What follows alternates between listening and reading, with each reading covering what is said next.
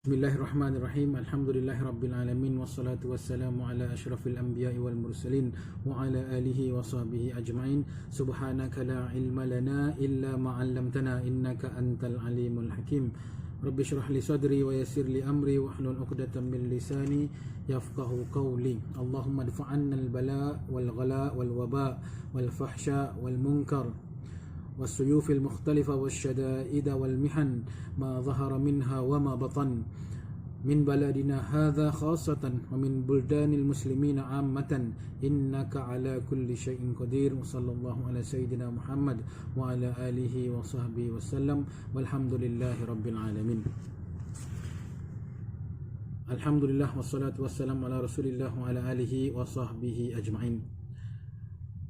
Yang saya hormati para asatizah, para ahli jawatan kuasa masjid-masjid di Singapura, para pencinta ilmu, para alim, tuan-tuan, puan-puan yang mudah-mudahan dirahmati dan diberkati Allah sekalian. Alhamdulillah, syukur kita pada Allah Subhanahu Wa Taala, kita ni dah diberikan macam-macam nikmat, macam-macam kesenangan. Mudah-mudahan kita sentiasa menjadi hamba Allah yang mensyukuri nikmat Allah. Amin ya rabbal alamin. Baik, di dalam kita mengambil kesempatan ini untuk kita sama-sama berkongsikan ya, apa yang boleh kita kongsikan. Kita ambil manfaat yang kita ni agak tak sempat nak datang kuliah di masjid. Saya ingat kita bolehlah ambil peluang ini, manfaatkan masa kita agak dalam 15-20 minit begitu.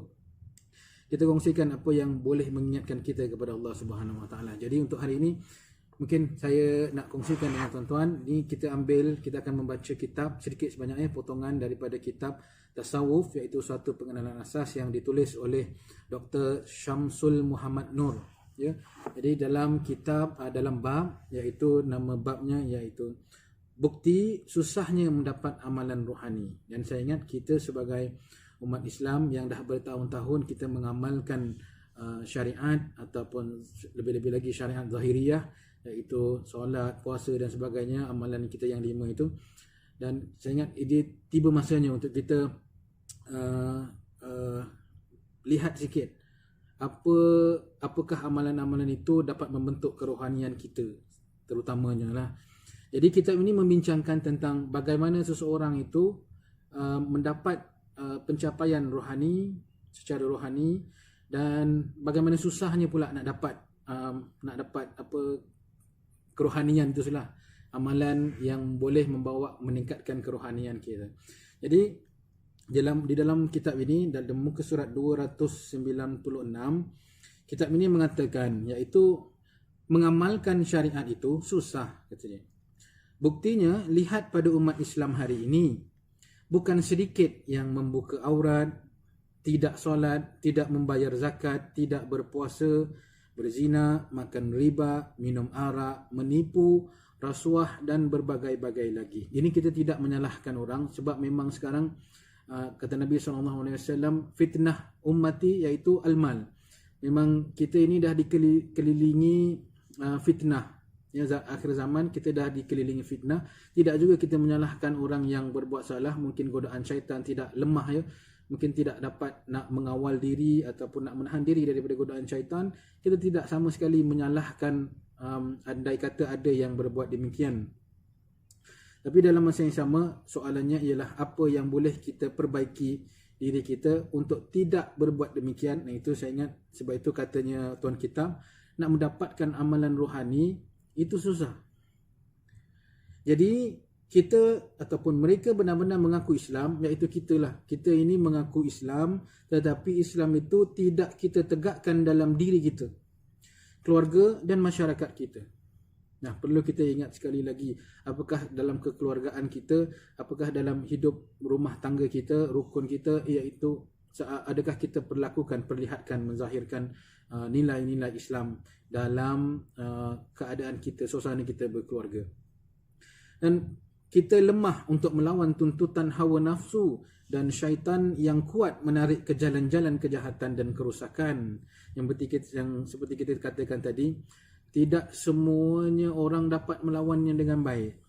Jadi saya ingat, andai kata ada yang membuat kesalahan, ada yang mungkin tidak membayar zakat, berpuasa, makan riba, minum arak, saya ingat kita adalah orang yang tidak dapat melawan hawa nafsu dan kalahlah, kita kata kalah dalam nak melawan hawa nafsu tersebut. Jadi begitulah susahnya nak mengamalkan syariat Islam, kata tuan kita. Susahnya nak mengamalkan, nak betul-betul menjiwai apa yang telah kita lakukan secara zahir, itu memang susah betul. Namun katanya hakikat atau amalan rohani adalah lebih susah untuk diamalkan daripada amalan zahir atau syariat.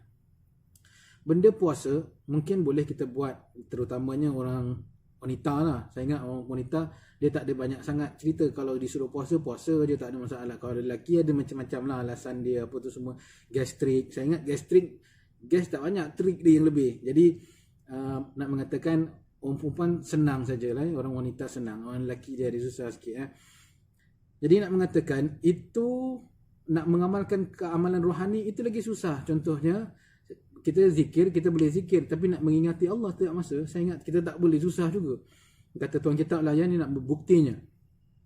Jadi contohnya semua orang zikir. Kemarin saya ingat ada asatizah yang berkongsikan tentang kelebihan istighfar, kelebihan tasbih, hamdalah dan sebagainya, dan sebaik-baiknya ialah la ilaha illallah lah. Afdaluz zikri fa'lam annahu la ilaha illallah. Saya ingat bagus sekali kalau kita amalkan. Nah, ini amalan secara zahiriyah. Tapi bagaimana untuk nak kita mengaitkan amalan zahiriyah itu secara rohani? Contohnya kita dalam kereta, contohnya kita driving, kita perempuan, tuan-tuan yang driving, saya ingat kita biasanya buka dalam kereta Al-Quran, contohnya syarahan, ceramah. Tapi andai kata ada orang yang melintas jalan, dia macam potong kita, contoh melintas taklah. Contohnya dia potong, ambil lane kanan, dia terus potong kita, macam kita racing contohnya begitu. Dan saya ingat kita horn tak satulah, kalau horn saja tak apa. Andai kata kita keluarkan kata-kata yang tak baik, macam mana kita ni? Kita dengan zahir secara zahir, kita dengar Al-Quran, kita bertasbih, tiap masa dalam kereta tasbih dan sebagainya. Tiba-tiba ada orang yang buat macam itu, dia potong dan sebagainya, kita pula maki, apa ni? Bodoh ke? Contohnya begitulah ya, mak cakap. Dia katakan begitu perkataan bodoh dan sebagainya, tak tahu ke ini jalan aku, tak belajar ke. Benda-benda yang tak baik dah. Ini mengaitkan kita secara zahir, dia tak selari. Perkara yang zahir dengan perkara yang batin ini tak selari. Macam mana ni? Ini mendeterminkan ataupun mendefinisikan akhlak seseorang. Dan ini yang tuan kitab nak mengatakan. Ya, amalan rohani lebih susah nak mendidik hati ini, nak mengadakan mengamalkan amalan rohaniyah ini sangat-sangat perlu latihan. Jadi katanya, iaitu kerana hakikat itu ialah ilmu rasa, zauq, iaitu ilmu rohani, dia lebih kepada rasa, perasaan, dan bukan ilmu yang kata, senang cakap. Dan ia bukan teori tetapi rasa hati. Bukan sahaja orang yang lemah syariatnya tidak dapat melaksanakannya, malah orang yang dah kuat dan kemas syariatnya pun masih belum dapat merasai dan menghayati hakikat yang sebenar, iaitu amalan rohani tadi. Buktinya apa? Kata tuan kita sendiri dapat merasakan. Sekalipun sedikit sebanyak kita telah melakukan syariat zahir seperti solat, saya ingat kita dah biasa buat tu selama kita hidup 20-30 tahun, 40 tahun bahkan. Kita dah sering sangat buat solat, kita sering juga puasa, tiap-tiap tahun tak pernah miss puasa, berzakat, kita dah pun dapat kelebihan untuk kita menunaikan haji. Mungkin ada yang belum, mungkin yang belum tu katalah saya belum lagi tak adalah ya. Dia nak mengatakan dah ada juga kelebihan dan menunaikan haji. Dan mungkin berjuang, berjihad dan mempelajari ilmu-ilmu agama atau mengajarnya pula, lebih kepada yang tuan pengajar lah. Contohnya kita yang dah mengajar di masjid dan sebagainya, kuliah di sini dan sana. Tetapi hati kita masih lagi lalai daripada mengingati Allah. Ini peringatan buat diri kita dan teman-teman saya juga. Kita dalam masa kita nak mengajar, kita nak mendidik, kita dah mempelajari ilmu. Saya ingat kita macam-macam ilmu kita pergi di universiti, di maktab ataupun di college dan sebagainya. Semuanya mengajarkan. Hatta di madrasah lagi dah dididikkan supaya ilmu-ilmu agama ini apakah cara-caranya, cabang imannya bagaimana dan sebagainya. Saya ingat kita lebih tahu daripada awam. Dan ini dalam masa yang sama, kata tuan kitab, masih lagi hati kita masih lagi lalai daripada mengingati Allah Subhanahu Wa Taala, sepatutnya tak perlu, sepatutnya dah tak ada lagi sifat lalai dan sebagainya. Tapi tetap lagi, kerana apa? Kata Tuan Kitab tadi, gagal nak melawan hawa nafsu kita. Subhanallah. Dan tidak cinta pada Allah Subhanahu Wa Taala, tidak timbul rasa gerun kepada Allah Subhanahu Wa Taala, tidak rasa hina diri dengan Allah Subhanahu Wa Taala, dan tidak rasa berdosa pula. Itu yang paling malas sekali. Itu yang paling bawah sekali lah. Dia dah buat salah, dah macam-macam kesalahan dia ada lakukan, tidak puasa, tidak solat dan sebagainya, dia tak merasakan itu adalah kesalahan pun, tidak merasakan itu satu dosa pun. Itu lagi masalah ya. Malah kita masih suka mengumpat. Ini saya ikut Tuan Kitab ya, bukan saya nak kata kita membawang apa tidak, tapi ini dalam kitab yang tulis.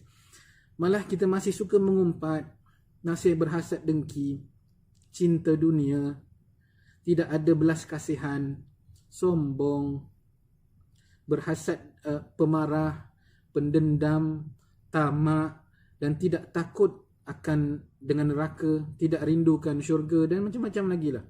Kadang-kadang kita ini di zahiriah, secara zahiriah mengatakan kita ini cinta Nabi, kita ini cinta Madinah, kita rindu sangat dengan Madinah, hatta sampai ada yang nak pergi umrah kirim salam ya dengan Rasulullah SAW. Tapi apakah dalam hati masih ada lagi Rasulullah apabila dah ada di sana? Saya ingat jubah lagi penting. tak ada, maaf lah kalau ada yang ini bukan apa, kita sajalah cerita saja ya. Maksudnya kita masih ada tak seluruh perjalanan kita, contohnya melakukan umrah, kita melakukan haji. Saya ingat partial aja. Kita cinta Nabi, kita rindu pada Nabi, sampaikan salam pada Nabi dan sebagainya. Saya ingat itu partially. Dan satu lagi mungkinlah dibagi-bagilah, dan sedikitnya kepada cinta itu, sedikitnya kepada shopping ini, dan begitulah ya. Dan ini yang Tuan Kitab mengatakan, susahnya nak dapat nak didik amalan ataupun amalan rohaniah. Dan kata Tuan Kitab terus, kita tidak rasa yang Allah Subhanahu Wa Taala boleh menimpakan bala ke atas kita di mana-mana saja kita berada disebabkan dosa kita. Nah, ini kita tidak mengatakan yang mungkin ya, kita ambil kesempatan lah sentuh sikit tentang penyakit wabak yang melanda kita. Kita tidak juga mengatakan yang ini akibat kelalaian manusia sebab tidak mengingati Allah Subhanahu Wa Taala. Kita tidak mengatakan begitu. Bahkan kita merasakan ini pendidikan individu, secara individu. Sebab ramai ya kawan-kawan kita di mungkin sosial media yang mengatakan ini bala yang ditimpakan. Jangan kata begitu. Kita tak boleh kata begitu, general pula semua. Kita salah kita-kitalah ya, maksudnya kita ditimpakan ujian oleh Allah Subhanahu Wa Taala mungkin atas sebab kita sendiri, jangan kita generalkan ke orang. Jadi nak mengatakan, andai kata kita tidak merasakan yang Allah ni boleh menimpakan bala pada kita secara individu, dan dia maksudnya Allah menimpakan bala ke atas kita di mana-mana saja kita berada disebabkan dosa kita. Kita tak rasa yang andai kata kita buat dosa, kita itu tidak merasakan yang kalau aku buat gini, contohnya lah ya, bila kita buat sesuatu yang tak elok, agak terkena kita, contohnya lah ya, kita nak mencuri dan sebagainya, kita tak tahu yang mungkin, kita tak rasa takut lah tangan kita ini akan diapa-apakan oleh Allah Subhanahu Wa Taala. Tak ada. Yang sebab dah diselubungi oleh pleasure, kenikmatan yang sementara tu lah. Kita nak nampak, contohnya jam mahal, kita nak bergaya, kita curi lah, tak ada duit, kita curi. Nah, ini kan nak bergaya itu sementara nikmatnya. Bahkan ini kita tak merasakan yang ini semua adalah dosa sebab kita dah dikaburkan mungkin oleh syaitan dan sebagainya.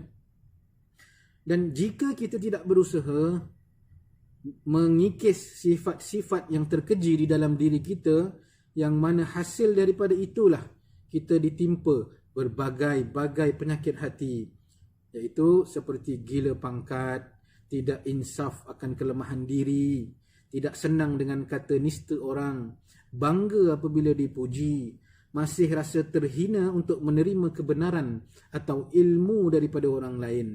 Masih berat kita nak mengakui kebenaran walaupun kita sedar kita telah bersalah dan sebagainya. Di dalam hati ini ada sifat riak, ujub dan sebagainya. Semuanya penyakit yang berkenaan dengan hati. Jadi dalam nak mendidik hati, saya ingat ramai asatizah yang tuan-tuan perempuan mungkin dah mempelajari bagaimana nak mendidik hati, zikir dan sebagainya itu. tetap ada orang yang berzikir. Itu yang tadi tuan kitab kata, susahnya nak didik hati lebih susah daripada nak didik secara zahir, secara lisani. Jadi memang ada zikir-zikirnya, amalan-amalannya tertentu, bagaimana nak mendidik hati. Tapi pokoknya hati ni susah, kata tuan kitab, nak mendidik rohani. Amalannya apa? Singkirkanlah sifat-sifat. Oh, tak senang cakap kan? Memang senang cakap, bikinnya susah. Sebab itu datangnya kitab ini tentang hakikat yang mengatakan susahlah nak kita nak didik dalam diri kita ini. Jadi apabila kita ini dah dikaburi contohnya oleh pangkat dan gila pangkat, bangga apabila dipuji, yang ada orang setengah orang kata kena ain dan sebagainya, ya tak? Jadi bahkan sampai ada orang yang mengatakan contoh berkata yang baik. Sebab tu ada pepatah yang mengatakan look what lihat apa yang dicakap, bukan siapa yang cakap lah gitu dalam bahasa Melayu. Dalam bahasa orang putih saya tak berapa nak faham sangat. Jadi nak mengatakan lihat apa yang dicakap. Sebab itu andai kata ada di antara kita yang memilih-milih ustaz untuk nak menuntut ilmu, ini hati-hati sebab ada larangan daripada Nabi SAW. Janganlah kita memilih-milih seorang guru, ustaz, asatizah sebab mungkin dia ustaz ni bagus, popular, sebab dia tahu jawab semua soalan. Tuan-tuan yang pergi mengaji mungkin ada ustaz yang kalau kita jawab, kita tanya, dia mesti boleh jawab punya. Jangan takut, dia hebat, ustaz hebat. Itu bukan satu petanda yang contohnya lain, maaf lah ya, bukan kita nak kata ustaz, bukan kata para sahabat pun apabila ditanya mereka menolak kepada yang lain. Jadi penanda satu ustaz yang hebat ataupun ustaz yang bagus ataupun asatizah yang baik, guru yang baik, bukannya semua soalan dia boleh jawab, nak mengatakan. Dan andai kata yang tak boleh jawab maknanya tak bagus lah, macam gitu ke? Tidak begitu juga tuan-tuan. Bukan itu ukurannya. Sebab pernah Nabi Sayyidina Abu Bakar radhiyallahu anhu pernah ditanya oleh sahabat, wahai sahabat, ceritakan kami bagaimana solat Nabi. Kan Nabi pernah berhijrah selama beberapa minggu dengan Sayyidina Abu Bakar, tapi Sayyidina Abu Bakar tetap tidak menjawab. Kalau kita, saya ingat kalau kita ceritakanlah pasal pergi dengan minister kan, macam mana minister solat ni? Dia solat memang bagus saja, contohnya begitu. Dia bagus, dia kalau amalan dia selalu begini dan begitu. Itu kalau kita. Tapi Sayyidina Abu Bakar, saking rapatnya dia dengan Nabi pun, dia tidak menceritakan begitu dengan para sahabat yang bertanyakan dengan dia. Sayyidina Abu Bakar hatta tak berapa ingat sangat lah. Dah lama dah tu kita pergi mengembara dan sebagainya. Saya pun dah lupa. Tanya Sayyidina Umar lah. Cuba tanya Sayyidina Umar ke siapa ke Anas bin Malik, kan dia rapat dengan, dia menolak. Dan ini nak mengatakan orang yang mempunyai sifat tawaduk, sifat yang dalam dirinya tu tidak ada nak membangga-bangga, walaupun dia tahu, dia lebih nak mengutamakan orang lain. Nak mengatakan itu yang susah mungkinlah ya dalam masa kini, nak mendidik hati kita itu nak menjadi seorang yang seperti itu. Jadi dengan itu jelaslah kata tuan kitab, orang yang kemas amalan zahir atau syariatnya masih belum dapat melaksanakan amalan rohani atau hakikat itu secara bersungguh-sungguh. Apalagi orang yang langsung mengabaikan syariat zahir itu, lebih susah baginya untuk mendapatkan amalan rohani ataupun hakikatnya. Jadi tuan-tuan dan puan-puan, dapatlah kita fahami dengan makalah ataupun topik atau bab yang kecil ini, nak mengatakan kita seorang yang cermat dalam melakukan ibadah kita secara zahir. Solat kita jaga betul-betul sampai kita menghadiri macam-macam kelas, macam mana nak dapat khusyuk dalam solat, bagaimana nak soal jawab tentang puasa, semuanya kita pergilah. Solat musafir, bagaimana cara pembayaran zakat secara proper, secara betul. Banyak kita yang pergi, tapi andai kata hati itu tidak mendidik, tak dididik oleh amalan-amalan yang tertentu, ataupun dalam arti kata yang lain, kita tidak menyingkirkan sifat-sifat yang tak baik itu, tiada gunanya juga. Bukan tiada guna, maksudnya susah dia nak melakukan, kita nak betul-betul bersih daripada sifat-sifat yang terkeji itu. Jadi kata tuan kitab, kita sambung sikit, kalau diumpamakan syariat itu sebagai sebatang pokok, maka buahnya adalah hakikat atau amalan rohani tadi. Kalau kita anggap sebagai yang rukun kita yang 5, rukun Islam yang 5 itu sebagai pokoknya, kan kita selalu cakap, kenapa solat? Oh itu tiang agama Ustaz. Kenapa puasa? Oh itu di antara tiang agama. Tiang agama boleh, tapi kata tuan kitab, kalau kita anggap yang syariat itu sebagai pokok, maka buahnya adalah hakikat, iaitu amalan rohani tadi. Bagaimana kita menjalani amalan ataupun mendidik hati kita menjadi orang yang tidak ada sifat-sifat yang terkeji. Orang yang sudah ada pokok pun masih belum tentu mendapat buahnya. Kita yang biasa melakukan solat sunat dan sebagainya pun belum tentu mendapatkan buah ataupun hasilnya daripada syariat pokok tersebutlah, amalan-amalan yang kita dah buatkan. Apatah lagi orang yang tidak langsung menanam pokok. Bagaimana sahabat-sahabat kita di luar yang masih belum lagi ingin solat, belum lagi ingin puasa, belum lagi ingin macam-macam lah amalan-amalan secara zahiriah ataupun syariat Islam yang tidak dijaga. Bagaimana nak mendapatkan buahnya sedangkan pokoknya pun tak ada lagi, ya. Pokoknya ada lah gitu ya. Jadi begitulah ya tuan-tuan puan-puan yang saya hormati sekalian. Begitulah bandingan kata tuan kitab bagi mereka yang tidak bersyariat, ya. Susah sekali bagi kita untuk mendapatkan hakikat kalau anggota zahirnya pun tidak dapat ditundukkan kepada Allah Subhanahu Wa Taala. Begitu ya. Jadi andai kata ada yang susah nak melakukan solat, ada di antara teman-teman kita yang mungkin payah untuk nak melakukan solat, kena lakukan solat dulu. Tak adanya, ada yang dulu ada seorang belia menanyakan, Ustaz boleh tak kalau saya ini membaca Al-Quran, ya, membaca Al-Quran ini dengan bentuk terjemahan, sebab saya tak guna kalau baca Al-Quran tak faham makna. Kan masalah. Jadi nak dia katakan lagi baik saya baca Al-Quran yang terjemahan. Saya kata tidak. Kita diajarkan supaya membaca Al-Quran dalam bahasa Arab lah. Setidak-tidak pun kalau tak faham pun dapat pahalanya. Kita kata begitu. Nah, dia masih tak faham. Jadi kita sebagai seorang yang faham harus memahamkan dia dengan cara yang hikmah lah. Kita selalu kan cakap kena berhikmah, bil hikmah. Dan bil hikmah ini, kalau andai kata kita cakap buruk dengan dia, kenapa ni kau tak belajar agama ke? Langsung mak bapak tak ajar ke? Ini kan kata-kata yang tak baik. Ini timbul secara di lisan orang kerana rohaninya masih kurang faham. Mengatakan begitu ya. Jadi tuan kitab mengatakan jangan harap hendak tundukkan rohaninya atau hatinya yang sentiasa diganggu oleh nafsu dan syahwat. Nah, ini saya ingat macam tadi kita katakan di tengah-tengah, saya ingat fitnah ini memang sangat berlelosa, iaitu fitnah al-mal, harta ini. Semua orang saya ingat perlukan harta lah pada zaman ini. Tak boleh tidak, kurang-kurang mesti adalah sikit sebanyak cerita pasal investment. Saya ingat semua orang lebih-lebih terutamanya di Singapura, saya tak tahu negeri lain lah ya, sebab yang kita hidup di Singapura, rata-ratanya semua orang akan mengatakan tentang investment 20-30 tahun. Itu paling tidak lah, paling minimal mesti ada nak cakap pasal harta. Bukan kita kata tak boleh, jangan tuan-tuan ingat saya ni ustaz ni anti investment, tidak. Cuma ini memang fitnahnya memang al-mal, dan ini makin jelas dilihatkan oleh Allah Subhanahu Wa Taala akan fitnah ini. Dan tentulah andai kata seseorang itu masih lagi diganggu oleh nafsu dan syahwat, susah untuk dirinya untuk nak tundukkan kepada Allah Subhanahu Wa Taala dalam rangka beribadah kepada Allah Subhanahu Wa Taala, nak mensubmitkan, nak muslimkan diri, nak submitkan kepada Allah, itu ada kepayahan, ada kesusahannya.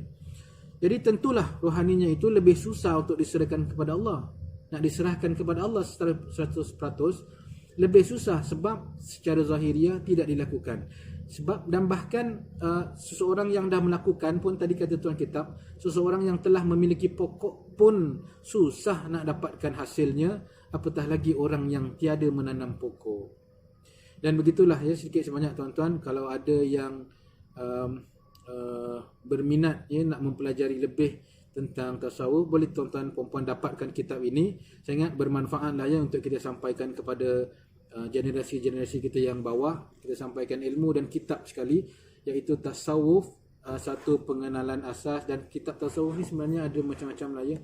Hatta Dr. Hamkah pun pernah menuliskan tasawuf moden. Terpulang puan-puan tuan-tuan, Tapi jangan lupa ya, kita di Singapura memerlukan asatizah yang di recognize lah ya, kena ada ARS untuk kita menyampaikan. Jadi pelajarilah ilmu dengan apa kita panggil tu, sejujurnya lah. Jangan kita selindung-selindung, jangan kita pula menipu-nipu dengan dalam nak menilmu, jangan kita pula tidak hormat pada asatizah yang mungkin nak mengajarkannya, jangan kita melawan dan sebagainya. Itu adab-adab seorang guru, ada adab seorang murid juga. Dan saya ingat kita berhenti ataupun kita sekadar itu perkongsian kita. Siapa yang nak lebih boleh baca sendiri ataupun datanglah ke kuliah-kuliah masjid. Lepas period ni lah ya, kita ditutup ada dalam jangka satu masa waktu yang tertentu, dan mungkin akan direvise lagi. Kita pun tak tahu bila kita akan bertemu lagi di mungkin kuliah-kuliah selanjutnya di kuliah-kuliah masjid seluruh Singapura lah. Jadi mudah-mudahan kita mohon kepada Allah Subhanahu Wa Taala, kita dan ahli keluarga kita sentiasa diberikan nikmat kesihatan, diberikan nikmat akal untuk sentiasa kita menerima, mempelajari agama Allah Subhanahu Wa Taala dan mengamalkannya secara zahir dan secara batiniah. Mudah-mudahan kita akhiri majlis ilmu kini ataupun perkongsian ilmu kita ini dengan tasbih kafarah dan surah wal asr. Bismillahirrahmanirrahim. Subhanakallahumma wa bihamdika asyhadu an la ilaha illa anta astaghfiruka wa atubu ilaik. Bismillahirrahmanirrahim. Wal asr innal insana lafi khusr illa alladhina amanu wa amilus solihati wa tawasaw bil haqqi wa tawasaw bis sabr. Dengan itu saya akhiri dengan assalamualaikum warahmatullahi wabarakatuh.